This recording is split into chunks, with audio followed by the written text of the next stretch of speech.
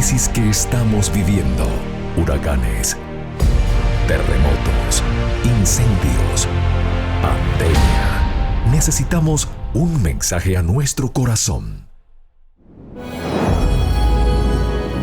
Ministerio al pequeño rebaño. Recibe un saludo de parte de su amigo el pastor Miguel Tirado. Estamos aquí nuevamente para compartir con ustedes un mensaje al pequeño rebaño. Antes de continuar, quisiera que inclináramos el rostro para hablar con nuestro Creador. Amoroso Padre, Señor, ahora vamos a repasar un poco de historia y para ver cómo tu Santo Espíritu ha guiado a través de todas las generaciones, cómo ha guiado tu verdad de una manera especial.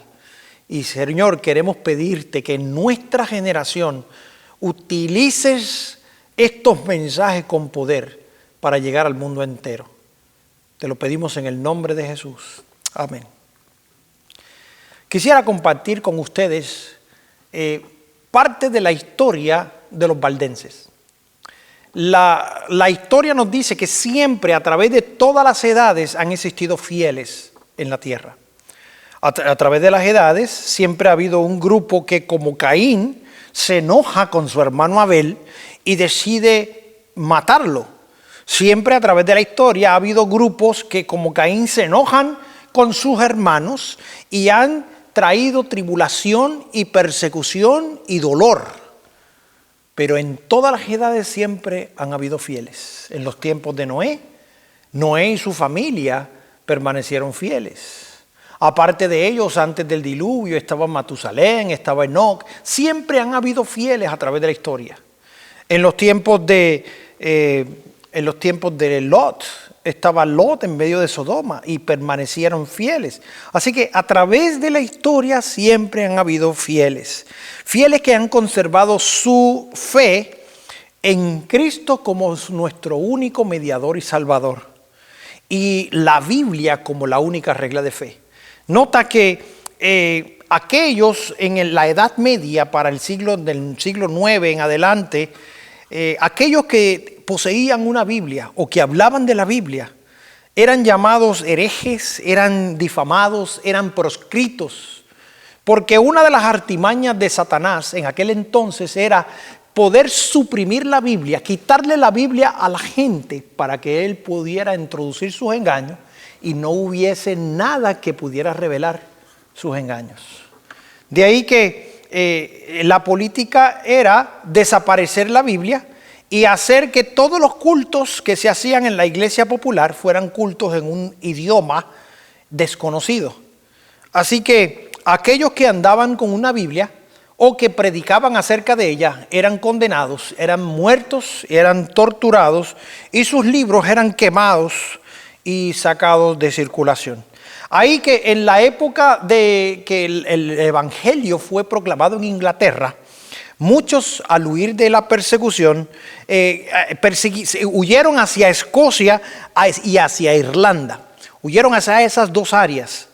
Y de Irlanda sale un personaje llamado Colombano que se ubica en una isla llamada Iona. Ahora, en esta isla estaba seguro de la persecución, no tenía ninguna influencia, era una isla pequeña. Pero ahí estaba Colombano y Colombano decide crear una escuela de misioneros. Ahí entrenaba a los misioneros para llevar las buenas nuevas del evangelio al mundo entero. En aquel entonces la iglesia popular dominaba la conciencia de los hombres. Al no tener la Biblia, al no tener nada con qué contradecir lo que la iglesia popular decía, pues la gente era suelta en un sinnúmero de tradiciones y un sinnúmero de creencias que eran contrarias a las Sagradas Escrituras. Así que en la isla ellos se establecen guardando el sábado bíblico y de ahí envían misioneros de Iona, de la isla, envían misioneros a Escocia, a Inglaterra, a Alemania, a Suiza y a Italia. Ahora, ¿cómo eran estos misioneros? ¿Cómo se preparaban?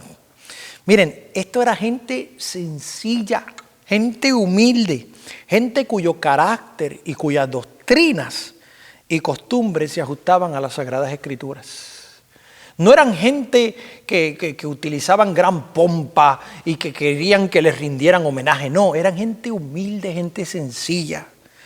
Ahora, mientras que la Iglesia Popular, el emisario de Roma, exigía que se le rindiese supremacía al Papa, este grupo de misioneros y este grupo reclamaron y respondieron con firmeza que a quien único ellos le rendían supremacía era a Jesucristo.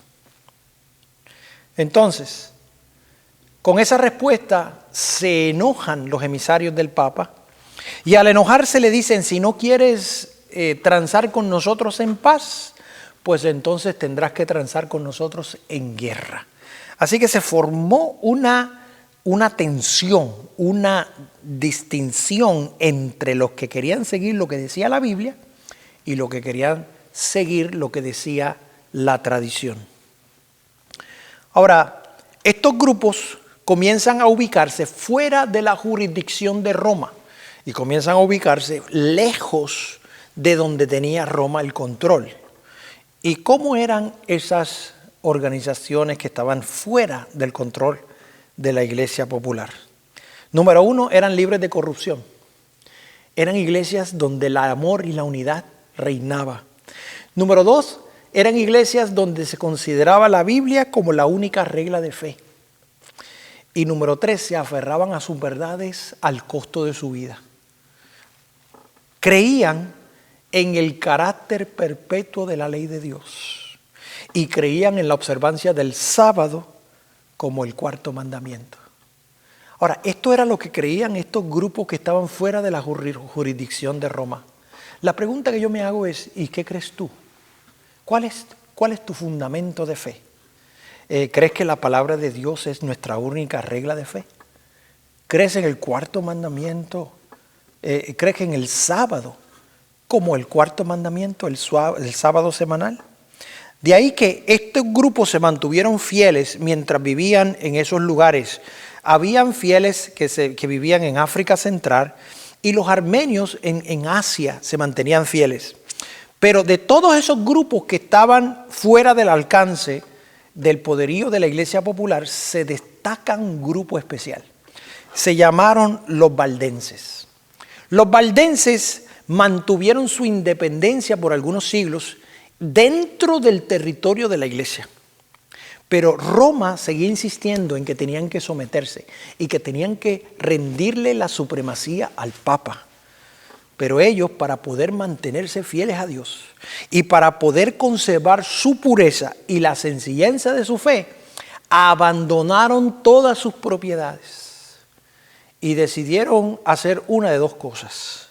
Algunos se fueron a tierras lejanas en países extranjeros y otros se refugiaron en los valles solitarios y en las montañas para poder adorar libremente a Dios. Y yo me pongo a pensar, si llega el momento en que a ti se te impide adorar al verdadero Dios, ¿qué estarías tú dispuesto a hacer? ¿Estarías tú dispuesto a abandonar tus propiedades y a ubicarte fuera del alcance de la jurisdicción romana? Son cosas que yo medito. Si a mí me hubiera tocado vivir en la época de los valdenses, ¿de qué lado yo hubiera estado? Así que los preguntamos, ¿qué fue lo que provocó esa división? ¿Por qué los valdenses tomaron esa decisión tan exagerada, podríamos decir? Miren, una de las razones fue que la Iglesia Popular expresaba un odio satánico hacia el sábado bíblico. Y como dice en Daniel capítulo 7, ellos pisotearon la ley de Dios y exalzaron las tradiciones y las costumbres. Ahora, ellos comenzaron a exigir la exaltación del domingo como día santo, como día de descanso. Los valdenses al principio, para tratar de tener paz con sus vecinos, ellos dijeron, pues no hay problema, nosotros adoramos a Dios el sábado y el domingo simplemente nos abstenemos de trabajar. Pero esto no complació a la iglesia de aquel entonces. Y decía, no, nosotros no queremos que ustedes dejen de trabajar el domingo, nosotros queremos que ustedes adoren el domingo. Y no solo que adoren el domingo, sino que pisoteen el sábado. Queremos que ustedes profanen el sábado. Esto fue lo que provocó que entonces ellos tomaran la decisión de abandonar sus propiedades e ubicarse fuera del alcance de la iglesia popular.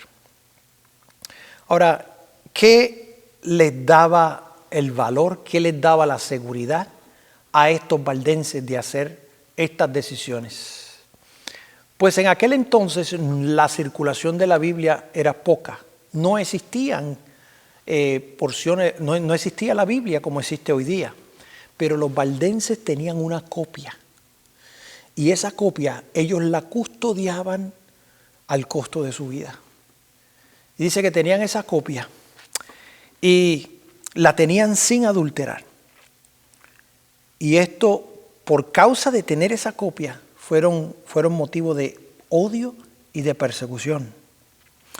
Pero con el peligro de sus vidas, al leer la Biblia, ellos podían discernir el error de lo que estaba provocando las tradiciones. Y ellos, con valor, señalaban la corrupción y señalaban y cómo se oponían a ella. Se aferraron a la verdad, rechazaron el culto idólatra a las imágenes y guardaron el verdadero día de reposo. De ahí que se establecen en las montañas, y para que tengan un cuadro, en las montañas rocosas de los Alpes, los lugares para cosechar o para producir fruto eran escasos. De ahí que ellos aprovechaban cada pulgada para producir fruto y para poder sostenerse y alimentarse. De ahí que ellos agradecían a Dios por el refugio y eran agradecidos a Dios por la forma en que Dios les hizo provisión para poder sustentarse. Allí ellos se sentían libres de la crueldad y de la ira de los hombres. Allí podían adorar a Dios libremente. Allí su fe era pura y sencilla. Apreciaban la verdad más que las casas, más que las tierras, más que los amigos y aún más que la vida. Se aprendían de memoria las palabras de la Escritura. Recitaban grandes porciones del Antiguo y del Nuevo Testamento. Para ellos la Escritura se convertía en el centro de su adoración. Ellos entendían que a través de la Biblia podían conversar con Dios. Y yo me pregunto, ¿cómo conversamos con Dios? Hablamos con Dios a diario. Entre ellos habían jóvenes. Y entre las montañas tenían que ellos idearse qué tipo de educación le iban a dar a los jóvenes. ¿Cómo era la educación de los valdenses? Pues a los niños se les enseñaba a ser agradecidos. Agradecidos a Dios por todos los favores y los consuelos. Agradecidos a Dios por permitirles darle la vida y por permitir tener una Biblia. Se les acostumbraba a sufrir penurias, a ser sumisos, pero ser capaces de pensar y obrar por sí mismos.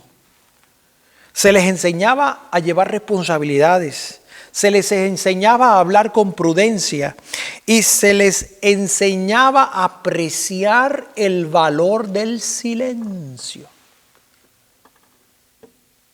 Para estos jóvenes, el quedarse callado cuando los adultos hablan era de mucha importancia.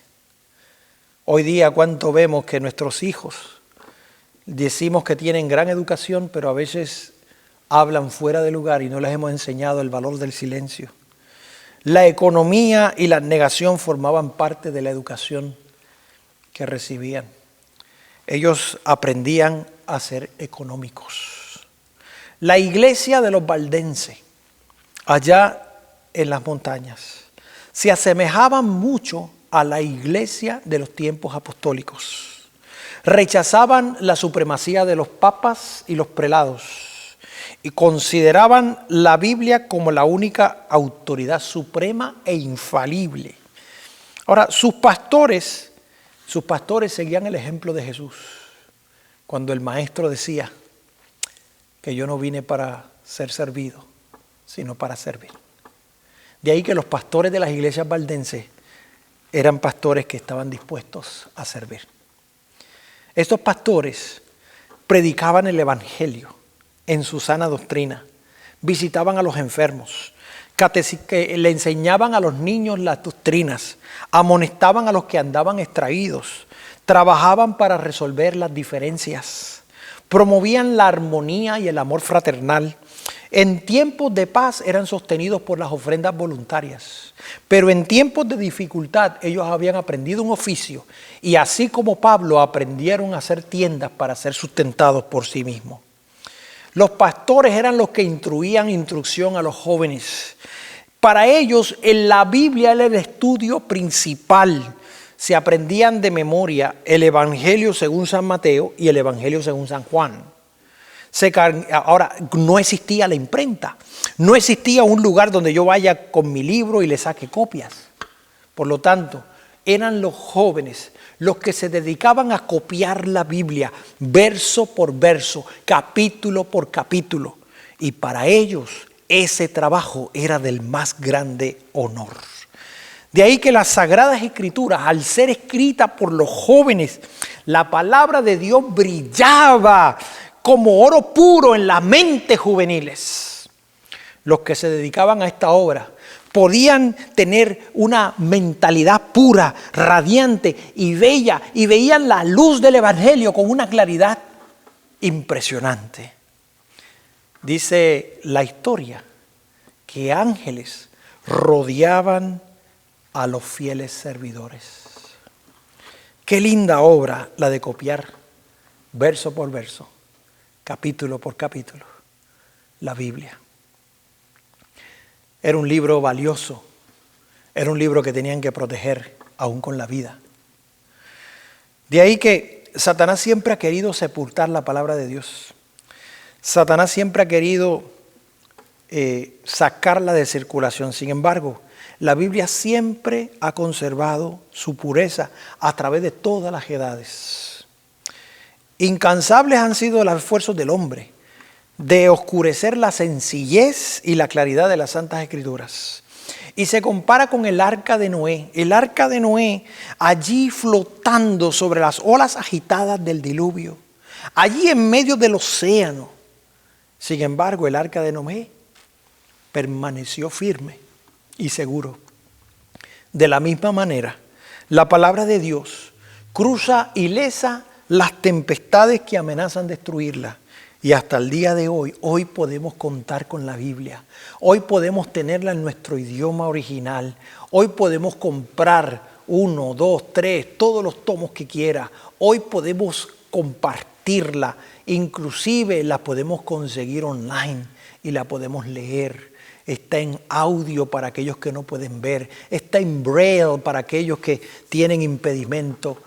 En fin, la Biblia hoy está de tantas maneras que hoy podemos tenerla. Pero gracias a aquellos valdenses y a otros que dedicaron su vida para preservarla.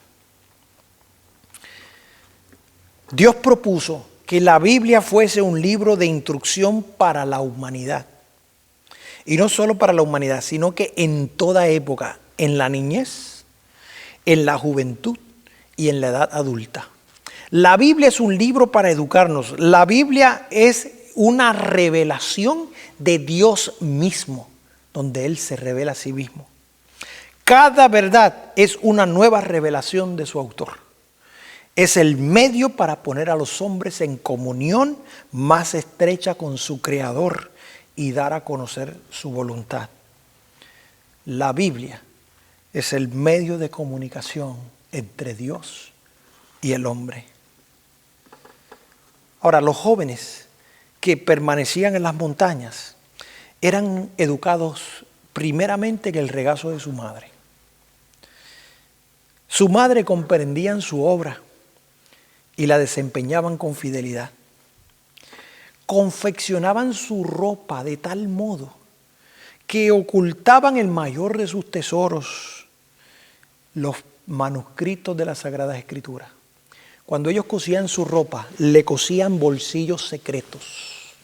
Y en esos bolsillos secretos ellos escondían porciones de la Escritura escritos a mano.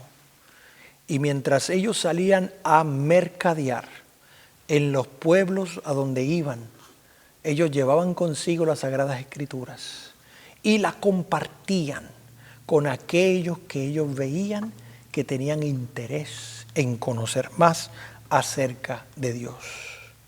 De ahí que ellos no solo conservaron así la pureza de la Escritura, sino que hacían brillar su luz donde quiera que ellos iban.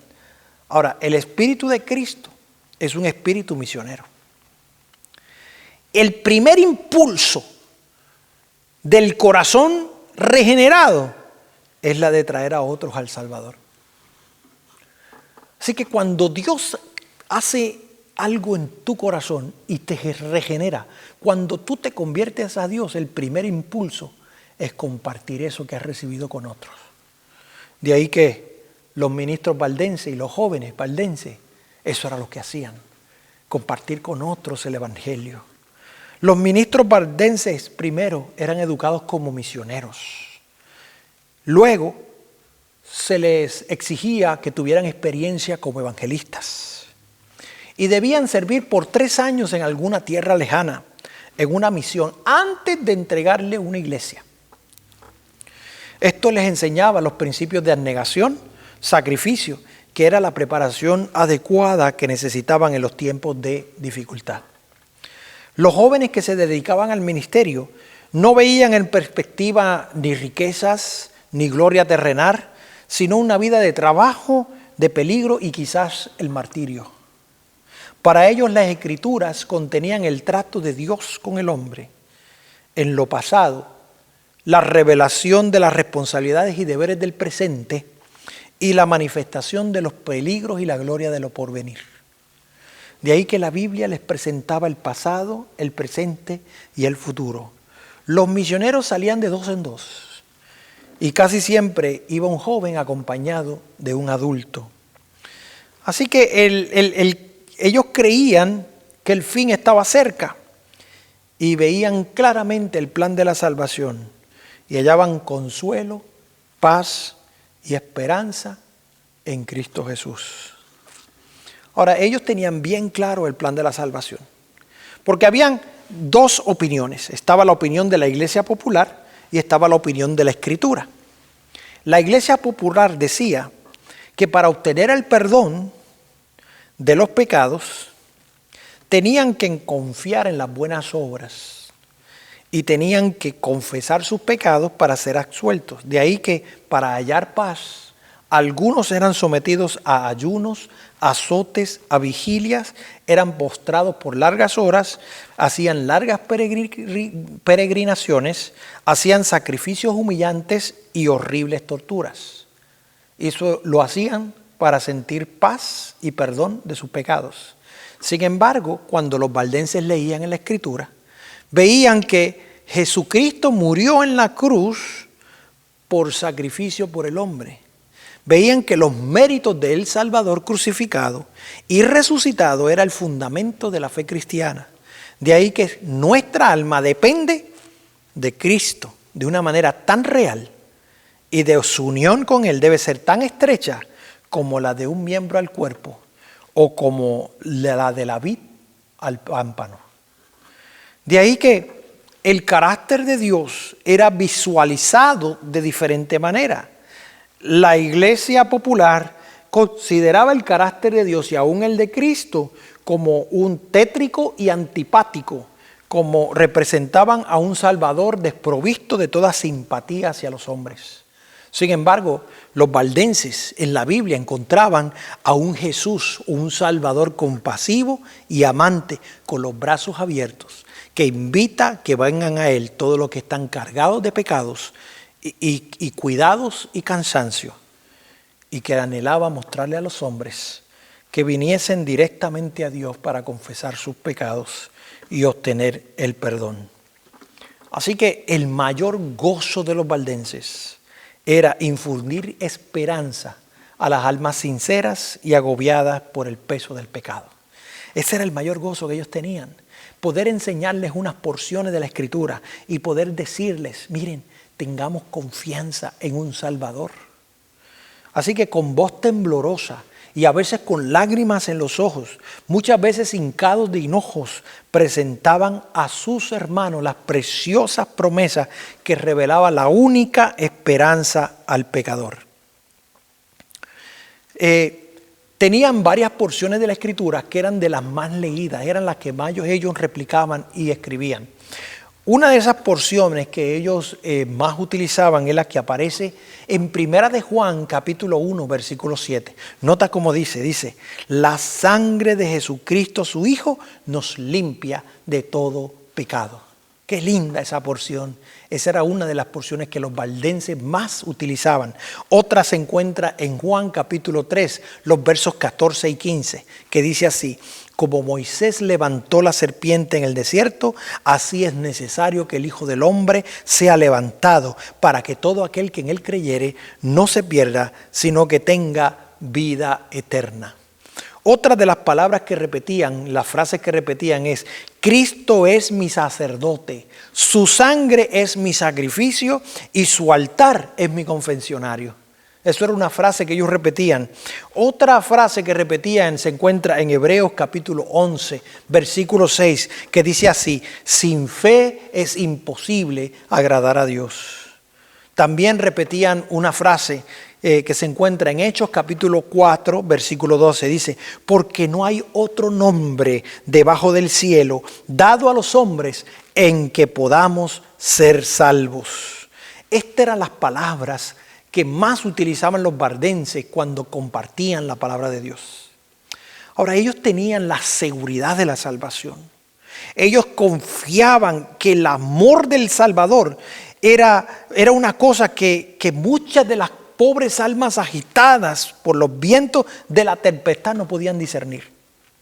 Tan grande era el alivio que traían las palabras de los valdenses, la inmensa paz que les daba a la gente, que ellos se creían que estaban en la atmósfera del cielo.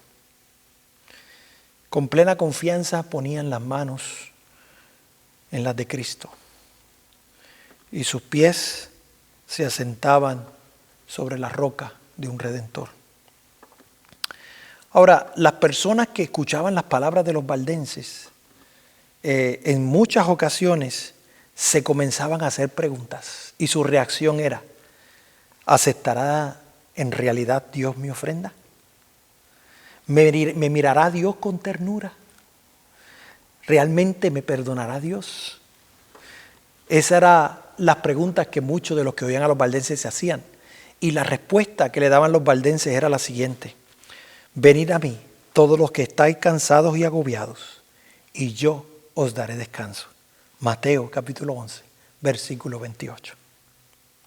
La fe se aferraba a las promesas y se oía la siguiente respuesta: ya no habrá que hacer más peregrinaciones ni viajes penosos a los santuarios. Puedo acudir a Jesús tal como soy, pecador e impío, seguro que no desechará la oración de arrepentimiento. Los pecados te son perdonados, los míos sí, aún los míos pueden ser perdonados. Así que ese mensajero, ese valdense que llegaba, se le llamaba el mensajero de la verdad. Y a veces, en ocasiones, por su humildad, por su sinceridad, por su formalidad y su profundo interés, a veces la gente no le preguntaba ni de dónde venía ni hacia dónde iba. Quedaban tan extasiados con el mensaje que se les olvidaba preguntarle al mensajero.